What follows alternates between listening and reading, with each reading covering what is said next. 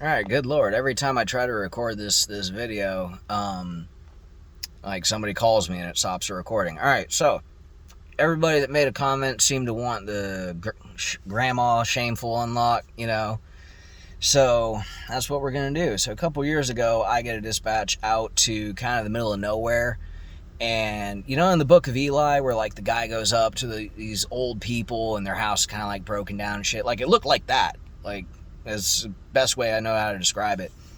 And this little old lady comes out. She's like 80 years old, like frail. She couldn't have been over 110 pounds. Like she couldn't have been. She was tiny. And so she tells me, yeah, I need my BMW unlocked. And she points to the only other car out there. Like I couldn't figure out that's what it was. But anyway, so we unlock the car. She asks if I can make replacement keys. And I said I can.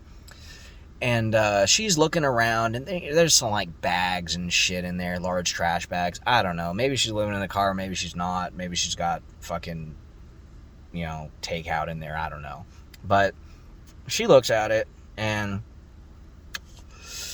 she says, oh, okay, well, I can't find the key. How much? So I gave her a quote. I explained to her the process, how it goes. And then she's fine with everything until I tell her I need to get into her trunk to access her battery. On this car, you have to take the battery connections off to remove one of the computers a couple times, or it's not safe. The computer can be damaged if you have the battery connected while you mess with it.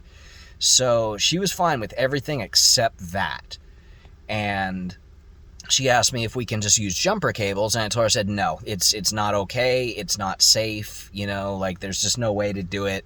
I'm not going to do it. If we're not going to do it the right way, I'm not going to do it at all. I'm sorry. So she concedes, she gives up, and she's like, okay, and then she tells me, she's like, okay, well, just kind of ignore the trunk. And I was like, ignore the trunk? I got to get it open, ma'am. Like, what am I supposed to do? So she's attached to my hip, like, while I unlock this trunk. I don't know why. Even now, I still don't know why entirely. So I pop open this trunk, and there is boxes of gay porno, right? DVDs, VHS. I didn't even know they still had VHS. She got magazines, she's got toys, she's got lube, she's got like gear to wear. I don't know if that'll get me in trouble on YouTube. I hope not. But anyway, so I look at it and I'm like, what the fuck is going on here? So she turns like beet red, like red. And she's looking awful embarrassed. And I told her, I was like, don't worry about it. Your money's green and your work is legal. That's all I really care about. And, I'm going to have to unload one of these boxes to get access to the battery, but I'll go ahead and put it back for you, like, when we're done. And she's not speaking a word. She's, like, quiet as a church mouse. And so we do the thing, and BMW keys take a while. So the last thing I want is to sit in awkward silence with this lady who's clearly uncomfortable with the situation. And I'm sitting there, it's like, you're uncomfortable. I'm the one that has to deal with this. Like, you knew it was in there, like, but what can she do? She didn't have any keys, so she couldn't clean up before I came, so whatever. Anyway, so I'm waiting for a particular process to be done on the car. It takes about 20-25 minutes.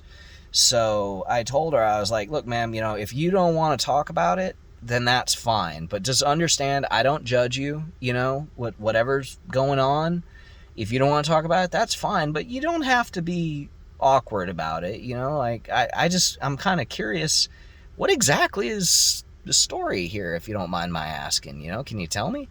So then she tells me that her husband had died a few years prior, and she needed a job that she didn't have to work that frequently and paid really well. So I asked her, I was like, paid really well? What do you mean? Like, you're not producing this stuff, so what's going on? And she explained to me that here in this part of the country, there's a lot of people that want this merchandise but will not buy it online with a credit card for delivery, and they refuse to go into a store to buy it because they don't want to be seen buying it. So, okay, I'm like, okay, so you're just making money off of shame, basically. And she's like, yeah. And I was like, okay, well, does it pay well? She opens up a little bag that was in her car, and it had like 10 grand in it. every now and then, you know, when I'm broke, I think about that address. Just kidding. Just kidding. But, you know, like, I've seen up to $50,000 in people's cars just there. When I was on the border, I unlocked a car or two that had millions of dollars in it in cash. And those jobs, you just put up your hands and say, I don't care. It's not my business. But they're almost always cartel dudes, and they pay really well for you to do what you do. And their work happens to be legal. I'm not sure their car is, but their work is. Anyway, so she explained to me that she makes a ton of money doing this stuff, and she doesn't have to put a lot of time in, and she's able to fully support herself and buy nice BMWs and stuff like that. So yeah, that she was so embarrassed in the beginning, and she was so quiet in the beginning, but once I got her to like open up a little bit, you know, about the situation, she ended up laughing quite a lot about it with me, and she said that, you know, same thing, she has a lot of discretion, and like no one would ever know when she comes over.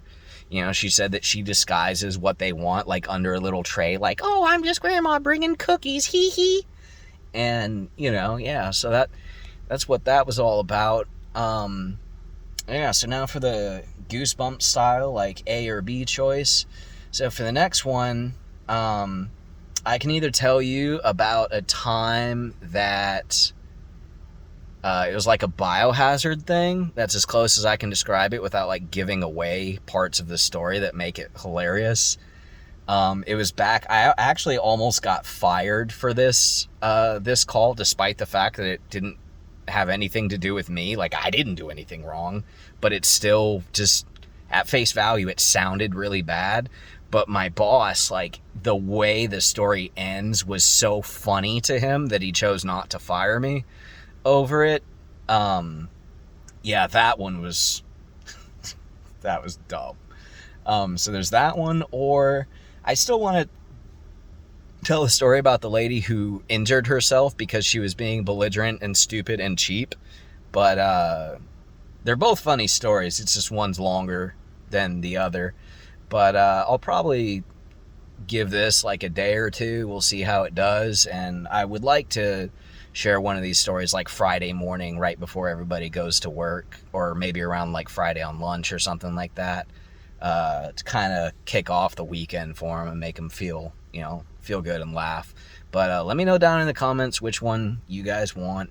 If there's anything else you want to know about locksmith stuff or weird stuff that we deal with, let me know in the comments. And, like, share, subscribe, all that other, attention-seeking crap, YouTube algorithm stuff. But yeah, have a good one, and stay safe, stay legal, and have a good one. Bye.